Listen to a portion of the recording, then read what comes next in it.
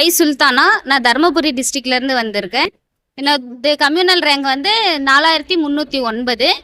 இது என்னது ஓவரால் 4309.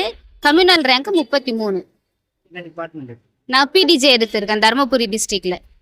என்ன படிச்சிருக்கீங்க மேடம்? நான் எம்ஏ இங்கிலீஷ் முடிச்சிருக்கேன், டைப்பிங் முடிச்சிருக்கேன், சிஓஏ முடிச்சிருக்கேன், ப்ளஸ் ஸ்டெனோ. கல்லூரி எப்போ முடிச்சிங்க? ஸ்டெனோ அதெல்லாம் எப்போ முடிச்சு? நான் 10th நான் டிகிரி ஆக்சுவலாக முடிச்சே 10 இயர்ஸ் ஆயிடுச்சு, யூஜி முடிச்சு.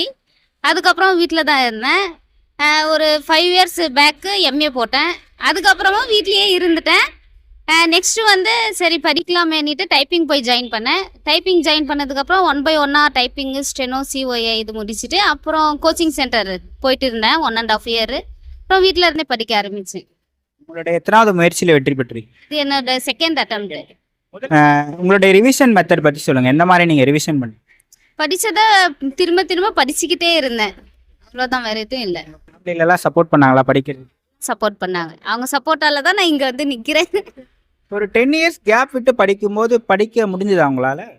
முடிஞ்சது. அது ஃப்ரெண்ட்ஸ் சர்க்கிள்ஸில் படிக்கிறாங்க இல்லையா, அவங்க படிக்கும்போது நமக்கு ஒரு இன்ட்ரெஸ்ட் வந்தது.